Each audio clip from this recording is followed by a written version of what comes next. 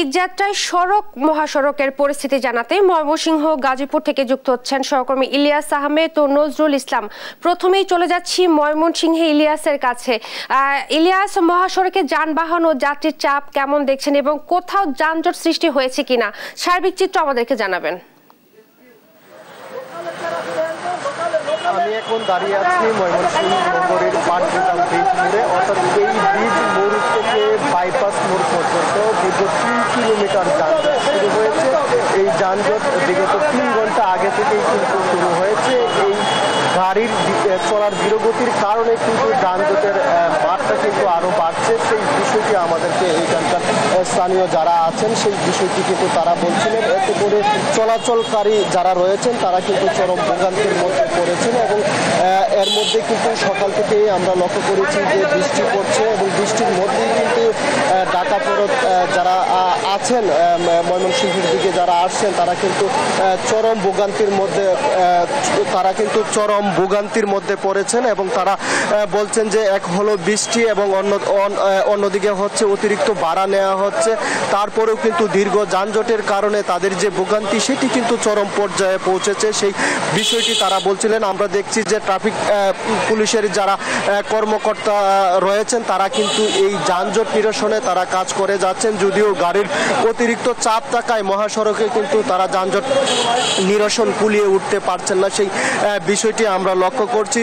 এবং এছাড়াও যানজট কিন্তু যতই বেলা বাড়ছে ততই কিন্তু যানজট তীব্র আকার ধারণ করছে এবং ঢাকা থেকে ময়মনসিংহ হয়ে নেত্রকোনা, শেরপুর, জামালপুর এবং কিশোরগঞ্জের গাড়ি কিন্তু চলাচল করছে, যার কারণে মহাসড়কে অতিরিক্ত যানজটের সৃষ্টি হয়েছে। সেই লক্ষ্যে মানুষের যে ভোগান্তি সেটিও কিন্তু বেড়েছে এবং ধীরগতির কারণে মানুষ কিন্তু দীর্ঘক্ষণ সময় ধরে বাসে অনেকেই বসে আছেন এবং যারা আসলে একটু বিরক্ত হচ্ছেন তারা কিন্তু বাস থেকে নেমে পায়ে হেঁটে বিকল্প পথে যাওয়ার চিন্তা ভাবনা করছেন, আমরা সেটি দেখেছি। এবং যারা বিকল্প পথে যাওয়ার চিন্তা ভাবনা করছেন তারাই বিশেষ করে বেশি কিন্তু ভোগান্তির মধ্যে পড়েছেন এবং তারা তাদের সাথে যে মাল রয়েছে সেইগুলো নিয়ে যেতেও কিন্তু তারা অনেকটাই কষ্টের মধ্যে পড়ছেন এবং বিশেষ করে এই যে ভোগান্তি সেটি কিন্তু চরম পর্যায়ে পৌঁছেছে। আমরা সেই বিষয়টি লক্ষ্য করেছি এবং তারা বলছেন যে এই যে ধীরগতির যানজট সেটি কিন্তু কখন যে শেষ হবে সেটি কিন্তু তারা এখনো পর্যন্ত নিশ্চিত করে বলতে পারছে না, যদিও প্রশাসন থেকে আমরা দেখেছি তুরজুর তারা যানজট নিরসনে কিন্তু কাজ করে যাচ্ছেন। এই ছিল আমার কাছে ময়মনসিংহ থেকে মহাসড়কের সর্বশেষ চিত্র। আমরা মহাসড়কের আরো খবর জানতে এখন চলে যাব গাজীপুরে, সেখান থেকে যুক্ত হবেন আমাদের সহকর্মী নজরুল ইসলাম। আপনি যেমনটা বলছিলেন, আপনি জানেন যে মহাসড়কগুলো থেকে কিন্তু কালকে থেকেই কিন্তু চাপ বাড়তে শুরু করছে ঈদে ঘরমুখী মানুষের। তো আমি যেখানটা দাঁড়িয়ে রয়েছি চান্দনা চৌরাস্তা ঘরমুখী মানুষ কিন্তু আপনার বিভিন্ন স্ট্যান্ডে এবং কাউন্টারগুলোতে কিন্তু আমরা দেখেছি ভিড় করতে শুরু করেছে। তো আমি যদি একটু দেখাতে চাই চান্দনা চৌরাস্তা কিন্তু এরকম চিত্রই আপনার সকাল থেকে কিন্তু মানে আপনার থেমে যানজট সৃষ্টি হচ্ছে এবং বিভিন্ন কাউন্টারগুলোতে কিন্তু যাত্রীদের ঘরমুখী মানুষের চাপ বৃদ্ধি পেয়েছে এবং পাশাপাশি যেটা হয়েছে আঞ্চলিক যে গাড়িগুলো রয়েছে অর্থাৎ তাকুয়া পরিবহন নামে একটি যে বাস রয়েছে সেগুলো বিশৃঙ্খল অবস্থা কিন্তু সাধারণ মানুষ কিন্তু খেসারত দিচ্ছে।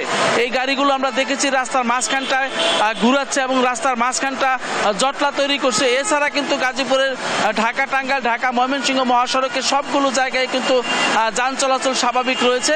তো যাত্রীর চাপ কিন্তু মহাসড়কে বাড়তে শুরু করেছে। সকাল থেকেই বিভিন্ন মানুষ কিন্তু বিভিন্নভাবে অর্থাৎ ট্রাকে করে, বাসে করে এবং মোটর সাইকেলে চেপে কিন্তু যার গন্তব্যে যাচ্ছেন এরকমটাই কিন্তু আমরা দেখেছি। তো সবগুলো স্ট্যান্ডে কিন্তু যাত্রীদের ঘরমুখী মানুষের কিন্তু চাপ বৃদ্ধি পেয়েছে এবং বৃদ্ধি পাচ্ছে। এবং আপনারা জানেন যে আগামীকাল পর্যন্ত গার্মেন্টস কিছু প্রতিষ্ঠান খোলা আছে ছুটি, বা আগামীকালকে যখন ছুটি সবগুলো প্রতিষ্ঠান একবারে ছুটি হয়ে যাবে তখন কিন্তু সড়কের আরও পরিস্থিতি যানজট সৃষ্টি হওয়ার শঙ্কা প্রকাশ করছেন। তো আমরা দেখেছি যে গুরুত্বপূর্ণ পয়েন্টগুলোতে ব্যাপক পুলিশ মোতায়েন রয়েছে, অর্থাৎ এই সড়কে যাত্রীরা যাতে নির্বিঘ্নে বাড়ি যেতে পারে এর জন্য কিন্তু আপনার প্রায় 900 পুলিশ মোতায়েন রেখেছেন। এবং পাশাপাশি হলো যে বিভিন্ন গুরুত্বপূর্ণ পয়েন্টে আমরা রেকার দেখেছি দাঁড় করিয়ে রাখতে, এবং রেকার দিয়ে কিন্তু তাৎক্ষণিকভাবে কোনো গাড়ি বিকল হলে সেই জায়গা থেকে সরিয়ে দিচ্ছেন। তো সবকিছু মিলে কিন্তু আপনার ঈদে ঘরমুখ মানুষের চাপ সড়ক মহাসড়কে বাড়লেও কিন্তু আপনার কোথাও কোনো দীর্ঘ যানজটের খবর পাওয়া যায়নি। এই ছিল আমার কাছে গাজীপুর থেকে সর্বশেষ। আপনাদের দুইজনকে অসংখ্য ধন্যবাদ। ময়মনসিংহ এবং গাজীপুর থেকে সড়ক মহাসড়কের পরিস্থিতি জানাচ্ছিলেন সহকর্মী ইলিয়াস আহমেদ এবং নজরুল ইসলাম।